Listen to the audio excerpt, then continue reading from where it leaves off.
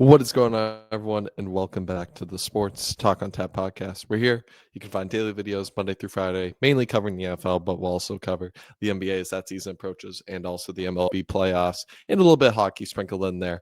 But, with that being said, we are in the heart of the NFL season. Week one officially completed last night when my Vikings took on the Chicago Bears, and this was an up and down night for me, as it was for all Vikings fans and all Bears fans as well, as one of the most anticipated games. Another NFC North matchup. We got a lot of division matchups in week one. Week one, for the most part, was amazing. A lot of close games, and that remained true last night. And, there was a lot of anticipation with Caleb Williams' debut with Ben Johnson, JJ McCarthy making his first ever start with Kevin O'Connell in this offense. And boy, I mean, for me, it's an up and down where you think first half, oh no, should they have signed Rodgers, re-signed Darnold? Um, just a lot of emotions going through it. The Bears came out on that opening drive, making a statement. Caleb Williams making plays with his legs. Overall, Caleb Williams, he looked a lot better in the pocket, especially early on, avoiding sacks, just scrambling out and hitting some good throws, start off the game 10 for 10 in that Russian touchdown. Set the tone early. Chicago, those Bears fans look lit at Soldier Field, looked like a fun place to be. They're always lit, but I mean, just the rejuvenation they have with head coach Ben Johnson in this team, man, they came out swinging early, through the first punch, up 7-0.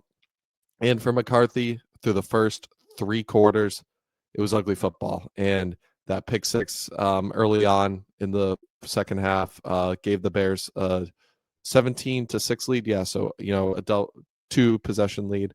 And he looked rusty early on the game, just taking a couple sacks where he has time, tries to escape in the pocket, but could not get away from the Bears defense. I really don't put that on the offensive line. I either put that on the receivers not getting open, or I'll have to look at the All-22 film, or just simply he was panicking and just wanted to duck down and run. That was his first instinct, and that's not going to work in the NFL. And JJ McCarthy's going to have his growing pains, but the way he responded at the end of the game was truly amazing. And as a Vikings fan, I loved it. Thought about going to bed, but after, if Carlos Santos hits that field goal, they go up by two possessions, they don't score. Maybe, I still stay up just because I'm loyal like that. But, it was, for three quarters, my eyes were bleeding. And then McCarthy just puts on a show like I've never seen before. And, we'll touch on that throughout the podcast. But, man, what a game. And, like I said, just the way the Bears fans came out, passionate, rejuvenated, and the way Caleb Williams came out, it was, the scripted plays were really good, but as the game settled in, this Vikings defense, really was applying pressure. Van Ginkel was in there. Javon Hargrave had a couple sacks. Jonathan Allen was getting like 6 pressures in this game. Jonathan Grenard, I saw, had a couple.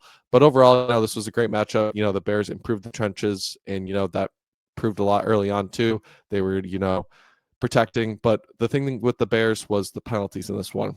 And some of them I get were, ticky-tack, but part of Soldier Field is these guys are going to slip, and, they look like holding calls, and sometimes they're going to get called and sometimes they're not. But the Bears on offense, the offensive line just took too many false start penalties that ultimately end up killing drives when it'd be like second and short, second and medium, and then it's second and long. And then, Caleb tries to make plays and they just couldn't get that going, mainly after the opening drive.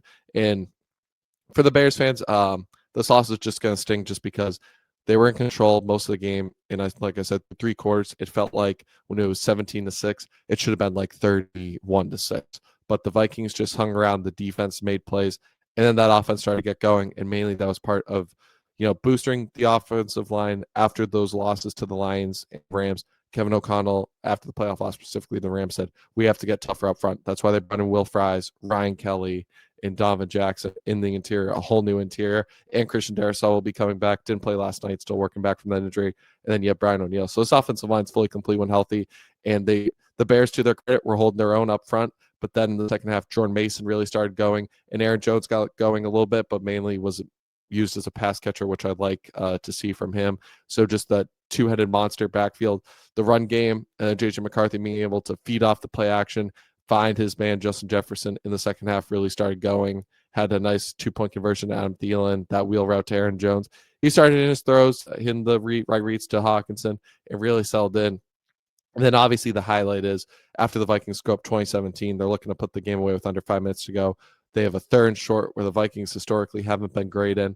And They run a little RPO and McCarthy just takes it in. I've never seen that. When I've been watching, mainly I started watching 2017. Keenum could do a little bit of mobility, but never really had designed RPOs. Kirk Cousins couldn't. And Darnold could use his legs a little bit, but, wasn't really, like I said, similar to Case Keenum, an RPO guy. And just seeing what he can do with his legs there was truly special, trucking his way in for 3 total touchdowns and giving them a 10-point lead, which ultimately was enough to hang on. And then the Bears scored a late touchdown, but, Cairo Santos, what I talked about, special teams, huge advantage. Will Reichert hitting a 59-yard field goal at the end of the half proves to be big in a 10-6, to cut the lead to 10-6. Cairo Santos, missed field goal, doesn't have the leg to kick it out of the end zone. Bears get the ball with like 9 seconds. They're obviously not going to score given unless it's a miracle. And, that proved to cost the Bears almost a minute of clock. So just the inability to execute down the end of the stretch on special team was also a big reason why the Bears could not pull away or, get a chance to actually tie this game up. So overall, for Bears fans, you got to be optimistic. I think this is the best they've looked, pretty much since all of last year, maybe besides that Jaguars beating that they gave them in London. But for the Vikings, just the resiliency of McCarthy. He was a winner at college, winner at high school, and he proved he can be a winner in the NFL, just the resilience he faced. And still without Jordan Addison for the next 2 games, but Darisaw should be back hopefully next week. So the offense should only get better. His chemistry with Thielen, Jefferson, Jordan Mason settling into this offense, Aaron Jones being a playmaker out of the backfield. And then this defense was able to generate a lot of pressure, the back end. Still some question marks. I saw Jeff Okudah got banged up at the end of the game. So the secondary, for the most part, it's tough to say if it's their job or not because in the second half, Caleb Williams really did miss some easy throws, which was, unfortunate for the Bears fans because he looked so good in the first half, but, really started to panic. And when Brian Flores turned that pressure up, he got rattled and, had DJ Moore on a wide open, read that could have been a walk-in touchdown. They end up scoring later on the drive, but still a time waster right there. But for the Vikings, you do get Harrison Smith back hopefully next week, so provide some leadership in the back end. But overall, you'll just take the win. Soldier Field, tough place to play, especially week 1. All the optimism, all the hype. Those Bears fans were loud. And from Bears fans on the inside that I follow on TikTok, it was the loudest place. They've heard it in years. So they were amped up, and just being able to come back was truly something special.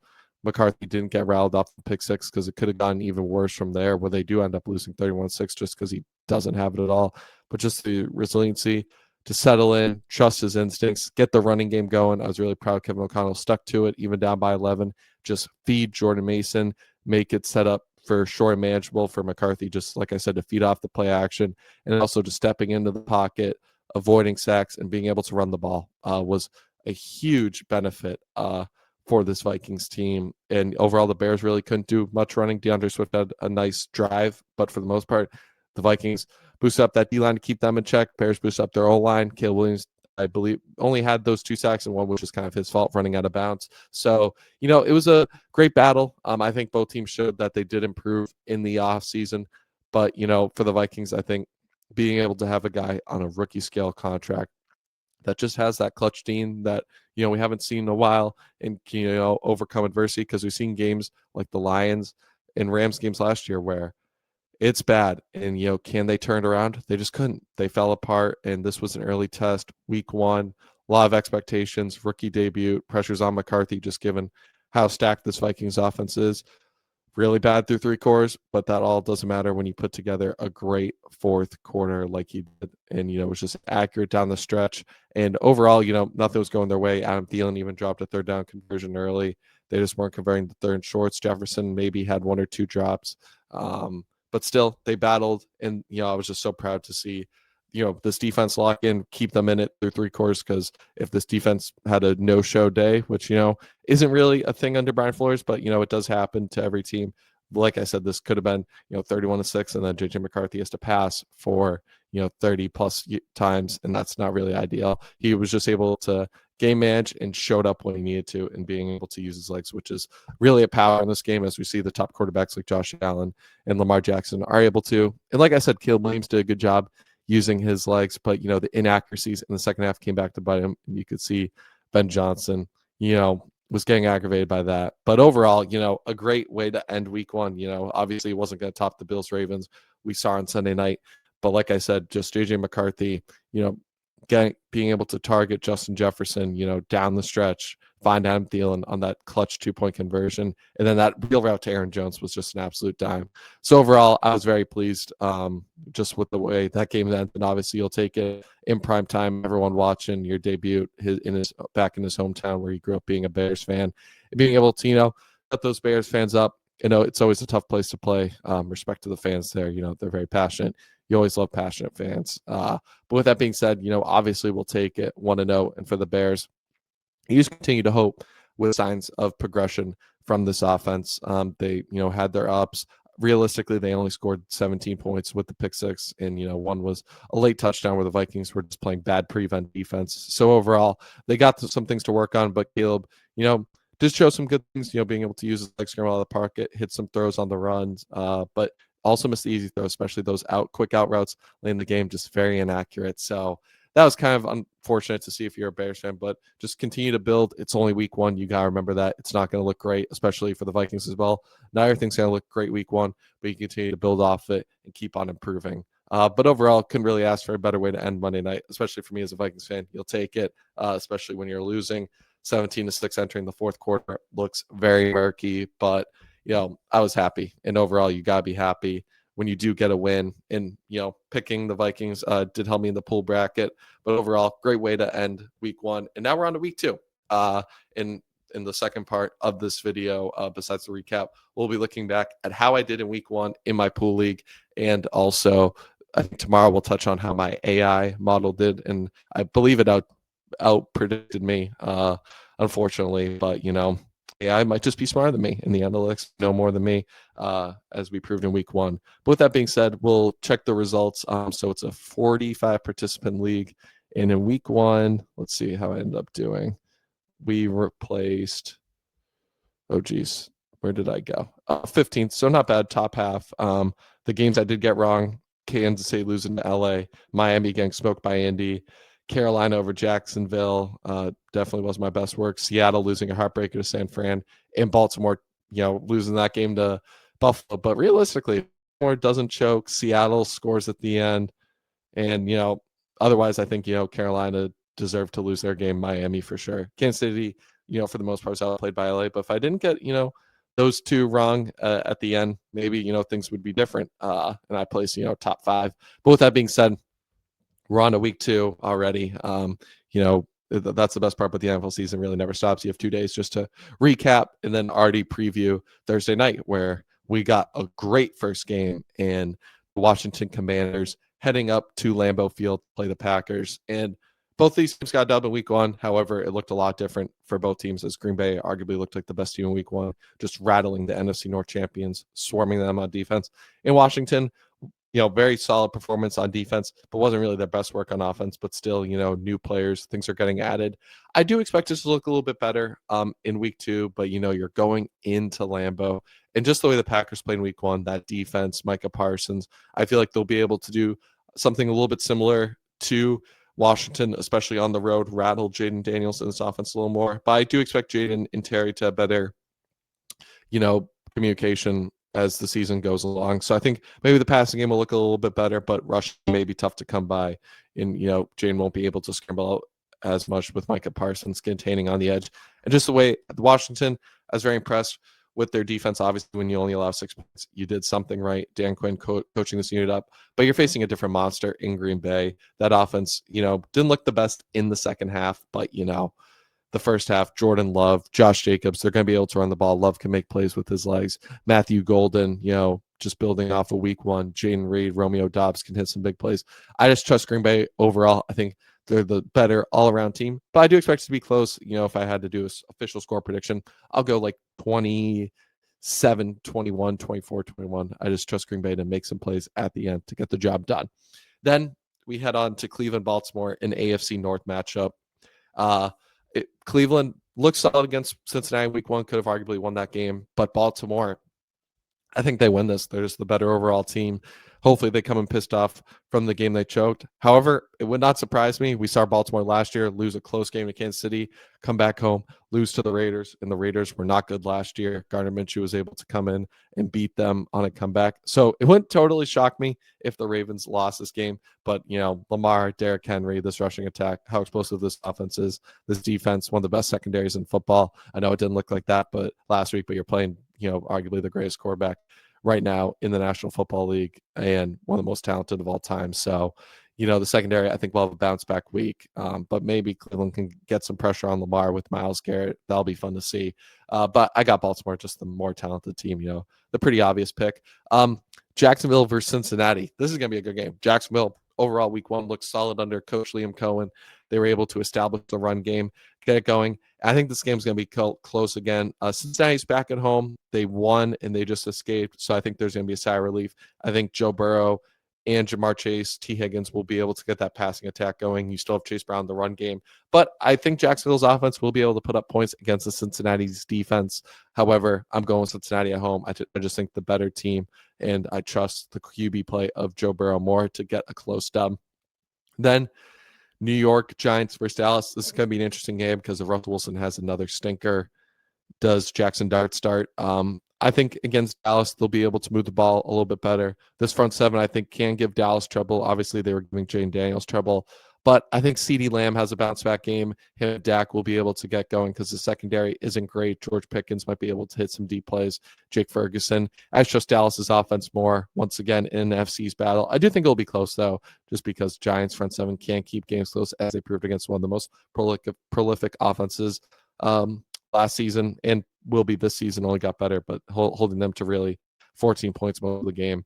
And then next up, the Chicago Bears, who we just talked about, going to Detroit. For Detroit, obviously, back at home, I think the most interesting thing will be the Chicago front seven versus Detroit's offensive line. Can Detroit get back to their tough running football mentality that helps set up the play action to Amon-Ra, Jameson Williams, and really get this passing offense going? Because Chicago, through the first three quarters, looked really good against Minnesota's offensive line. That I think is a consensus, at least top 10, maybe top 5 with all the upgrades they made.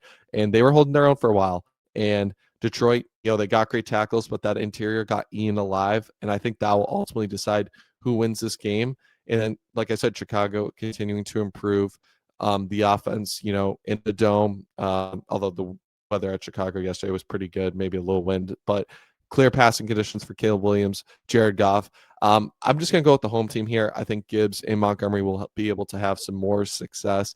And I think Caleb Williams, I think Detroit's front seven may be a little bit better against Green Bay. Can Aiden Hutchinson get a sack, make a couple plays, tackle for losses, like Van Ginkel was able to do yesterday, and just force some longs. And then the line secondary with Brian Branch, I believe it's Amik Robinson. If they can just make some plays, Kirby Joseph, one of the best safety tams, I think they just make one or two more plays than Chicago in a close game. Next up, we got a lot of division matchups early in the season. An AFC East showdown between the Patriots and Dolphins. And man, I mean, just the way Miami looked, you're heading back home, so you do have the weather advantage. But man, it's very toxic in Miami. And I know New England didn't look its best, but their defense is scrappy. I think they're going to try to establish more of a run game like Indy did with Jonathan Taylor and just help set up Drake May with the play action. I think Stephon Diggs may have a better game than last week, and because he did have success against the Dolphins with Buffalo. I think, they'll just be able to run the ball. They give Travion Henderson, Ramondre Stevens some more touches. I don't think the Dolphins offense looks as bad as last week, but the New England defense is good, and they probably have Christian Gonzalez coming back this week, assuming it. So give me the upset on the road if this is an upset. I assume the Dolphins will be favored. September, I think they bounce. People might think they bounce back, but I trust New England. I think Miami's got to prove it to me because that was a really bad week one, and just the toxicity of the way last season ended. Tyreek being frustrated on the sidelines. Mike McDaniel, is he on the hot seat? I think a lot of pressure's on them. I think New England just wins this. I think they have, arguably better defense. And, right now, I think if they can establish the run and just, avoid Drake May taking a lot of sacks and becoming pass happy, I think they have this game. Then San Fran, New Orleans. This is an interesting one because New Orleans didn't look as bad last week. Obviously, San Fran pulled out a nail biter. The interesting thing is, though, is George Kittle's out, which is obviously a huge blow, but Brock Purdy's iffy. If Brock Purdy plays, I'm going, and he says he's iffy, but I assume he'll try and give it a go, hopefully. But San Fran, their defense with Robert Saleh looks really good. I think they'll be able to rattle Spencer Rattler enough. And then just this offense, Ricky Pearsall looked amazing as the wide receiver one. I think Ron Jennings may get things going if George Kittle's out. But even their backup, San Fran, he had like 3 catches and the game-winning drive. Apologies on not remembering his name. I think it will be a close one, maybe, if obviously Brock Purdy isn't 100%. But I think San Fran, there's the better all-around roster. And New Orleans, week 1 kept it close, but as the season goes on, maybe they start losing hope. However, it's still early, could be a scrappy one. But give me San Fran. I think they're going to want this one to start off 2-0. And then Buffalo versus the Jets. This is going to be a good one. Another AFC showdown. So all the AFC East teams are playing each other. I mean, the Jets offense, if you're looking for a positive and negative for the Jets, the offense looked amazing. The defense, you'd hope and improve with Aaron Glenn. Week 1, it did not. Aaron Rodgers had a field day. But if Justin Fields in this run game can, just keep the ball out of Josh Allen's hands, maybe things get interesting. But you got to trust Buffalo, best quarterback in the league right now, arguably. The running game with James Cook. This defense will want to have a bounce back week. I think it could be interesting, but I think Buffalo will win like 28-20. I think the Jets can still put up points with this rushing attack. I know the Ravens, Lamar and Derrick Henry are a different, type of beast, arguably the best backfield of all time. But, Justin Fields, Breece Hall, Braylon Allen, they can run the ball too, and they could probably have success there in Buffalo. But will the passing game be as good as last week? Finding Garrett Wilson, I don't know. That remains to be seen, but should be a good one. Next up, Seattle versus Pittsburgh. This is an intriguing one. So Aaron Rodgers makes his Steelers debut at home, coming off 4 touchdowns. But similar to the Jets, defense did not look good at all last week. The run defense especially. And Seattle's going to want to run the ball with Kenneth Walker, Zach Charbonnet, Sam Darnold getting the play action feed. However, they tried that last week in San Fran, couldn't work. And does Pittsburgh have 2 defensive stinkers? I don't know. But I also think Seattle won't really have necessarily an offensive stinker, pretty much like they did last week. 7 quick points in like the first quarter, then 6 points the rest of the way, and some of that was just field position. So they really weren't able to move the ball, but Jack Smith-Njigba should be able to do his thing, but he is going up against Jalen Ramsey, so that'll be a good matchup. Can Cooper Kupp in this offense? Can the other weapons just step up? Will be the big question mark. I do think they have a little bit more success, but, Aaron Rodgers in this offense, I think will carry some of that momentum from New York. And I think overall, just the defense will play a little bit better with TJ Watt, Alex Highsmith, Cam Hayward. That front 7 can't get after it. Jalen Ramsey, maybe he's able to pick off Sam Darnold, so I can just make one extra play. I like Pittsburgh to win a close one, 23-20. But Seattle's defense is really good, so it's going to be a mind game. I could even see like 2017. It's going to be, a very good game. But I think I just trust the Steelers roster. And the offense a little bit more from what I saw in week 1, especially at home. Those fans are going to be ready to go. Next up, Los Angeles heads to Tennessee. Cam Ward, it's a really tough start to the schedule just in terms of defenses. He had to go to Denver in week 1, which was basically a death sentence. His receivers did not help him out. Maybe they can get a little bit more going, but the Rams defense is not much worse than Denver's, especially that front 7 with Byron Young, Jared Verse. They got linebackers who can make plays, rattled that Houston offense to single digits, which I kind of expected. A low-scoring game. I think, the offense is a little rusty with Matthew Stafford, but Tennessee's defense can be good. Maybe it's a similar type of game to what we saw in Denver. I just trust the Rams' offense and playmakers more with Nakua, Higbee, Kyron Williams. I think they win like 23-17. I think Tennessee might be able to put up a few more points than they did in week 1, maybe back at home. But Brian Callahan, I just have a lot of question marks with him. It's not even necessarily a Cam Ward thing, but, they took a lot of penalties, remained undisciplined, and that Rams team could feast. But the one thing is, it's always tough when a West Coast team goes out east, that 3-hour time change. So maybe if Tennessee can get off to like a 10-0 lead and just hold on, that's, I think, the way they'd win this game. But overall, I got to trust the better team in the Rams. Next up, Carolina versus Arizona. I'm going with Arizona. Bryce Young just has to prove it to me. He was able to use his legs. I thought that was the one good thing he did, but just the turnovers were too much. The Cardinals didn't look great in week 1, but Kyler Murray was also dealing with an illness. The defense, overall played a good game. And Marvin Harrison, was able to get going with like 6 catches for like 80 yards, had a big 45-yard catch. So just use him. James Conner in this run game. I think Trey McBride will have a bit better week. And, we saw Carolina's run defense being really weak. So James Conner, Kyler Murray can exploit that. Alex Arizona at home to start off 2-0. And then a 405 game that I am very intrigued by. Denver versus Indianapolis. Indianapolis, similar to Green Bay, looked like the best team in week 1 with Danny Dimes. They're at home in this one too, but this Denver defense is really good. So I think this is going to be a good test for Indianapolis offense that was able to score at will against the Dolphins, scored every possession, first time since 1971, I believe it was the stat. But Denver's offense needs a bounce back week. Bo Nix did not look great in week 1, was kind of forcing the ball, just played very sloppy. The offense did make enough plays. They have a good running game with RJ Harvey. They got to stick to the run and then feed off the play action. He had like 8 carries for like 70 yards. RJ Harvey's got to get double-digit carries. J.K. Dobbins scored a late touchdown. Just trust your two-headed monster at running back, and then Courtland Sutton and the team can make plays. This is very tough, though, because the Colts defense did no wrong in week 1. 2 or 3 turnovers. Latu getting a pick. Cam Bynum, my guy, making some plays. But Charvarius Ward might be questionable. Not sure if he'll be able to suit up for this one. I think this is going to be a close one. I do think Indianapolis will be able to move the ball a little bit, score a couple touchdowns. But I like Denver to win 20-17. I think just they got to have a little bit of a bounce back week. They start off 1-0, but they're definitely not happy with the way things ended in that one. So give me the Denver Broncos to win a close one. Next up, 425, Philly versus Kansas City. It's in Arrowhead, but I like the defending champs. I think the rushing game will be very effective with Saquon Barkley, Jalen Hurts, and if they stack the box like they did in the Super Bowl, A.J. Brown, Devontae Smith should be able to have bounce back weeks. I'm hoping that in terms of fantasy with Devontae Smith, he was really the only one that put up, not so great performance for me, as I was able to win by like 35 points. Shout out King Henry for that, especially. Really putting the team on his back. So love you, King Henry. And Chase Brown did a good job. And, just everyone did a good job, really, besides Devontae Smith. Not really his fault, just what the game plan called for. But I just think Kansas City has too many question marks. Xavier Worthy, I don't think will play in this one. But even if he does, banged up. Travis Kelce hasn't really been able to do much so far. Rasheed Rice still out. And just the fighting already. I do think Kansas City does get a little bit of advantage going back home. Will obviously be closer than the Super Bowl game. I just think Philly's too much answers. I think that defense, while it's still young in the secondary, I think we'll be able to just do enough to make plays in this one. I got Philly winning like 28-23.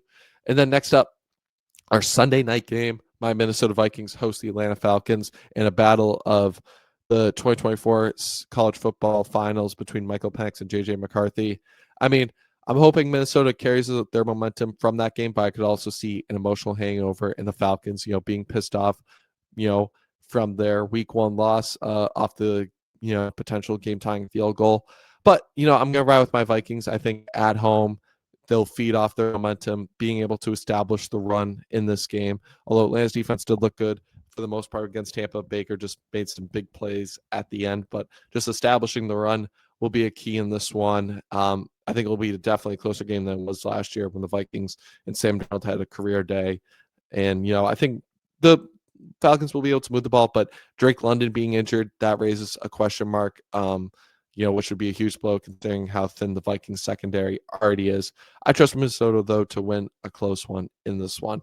And then last up, the 2 Monday night games, we have our Monday night doubleheader, starting off with Tampa Bay at Houston. I'm really intrigued this one, obviously, because Tampa Bay's defense, for the most part, looked solid after that opening drive against Todd Bowles against Bijan Robinson, the Falcons. But Todd Bowles will have his crew ready. C.J. Stroud is already calling out the Texans for lack of work ethic in the offseason, which is what led them to their rusty week 1 performance. And, I could see Baker throwing a couple picks in this one, just given how good Houston's defense is and containing that high profile Rams offense. Will Anderson, Danielle Hunter versus this Tampa Bay offensive line is going to be a great matchup. But, similar thing, I think Vita Vea in this front 7 can get after it. Levante David makes plays. I think Houston's offense will put up some more points than they did in week 1, obviously, back at home. But, I just like Tampa more. I think they have more offensive playmakers. Emeka Buka, Mike Evans, Bucky Irving. If they can establish the run game and just get off to a fast start and not a slow start like they did against Atlanta, I just trust them more. On offense as a whole, I think CJ Stroud is great, but they're really, with this offensive line, it just stinks. And, They got to improve. I think Houston's defense will be able to carry them to some wins, but I just think Tampa Bay's all around the more complete team. I could eat words in this one. I could see Houston's defense forcing Baker Mayfield into 3 picks, and they win a scrappy one like 2017. This one's really 50-50 to me, but I like my guy Baker, and he proved he can be clutch when it matters. So he's going to make some risky throws in some tight windows, but, I just trust this Tampa Bay offense more. And then last up, the Chargers versus the Raiders.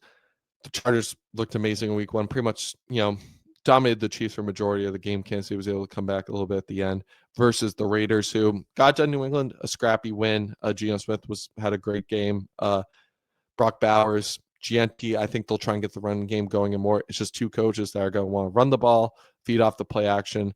But, I trust the more complete team and the better quarterback. I'm going to take Herbert with a little upset on the road in the AFC West. But it should be a great game. I think like 23-20. The Raiders will be able to put up some points just with Brock Bowers. GNT, I think, will get more touches. Geno feeding it to Jacoby Myers, Trey Tucker. But, the way Herbert looked in week one, arguably, proving why he's a top 5 QB, but looking like the best QB arguably in week one. Just the way he used his legs. Quinn Johnson, Keenan Allen, his security blanket, Live McConkey. They got weapons all over the place. Omari Hampton, I think, will have an even better game this week. And then if I have to type in a total score, I think like 23-20, so I'll go 43 total points in this one. But with that being said, those are my picks. But let me know, your overall thoughts. As always, make sure to like and subscribe. But yeah, comment, did your favorite team in week one win? Do you disagree with my week 2 picks? And just your guys' thoughts, if you're a Bears or Vikings fan, your main takeaways from what was still a great game. And, obviously for me, more of a great game because my team ended up winning. And then, later on this week, we'll use the AI model to predict our week 2 games, see what the analytics are saying, and, still recapping main headlines entering week 2 and takeaways from week 1. But as always, once again, make sure to like and subscribe if you enjoy this kind of content. We'll catch you in the next one. Peace.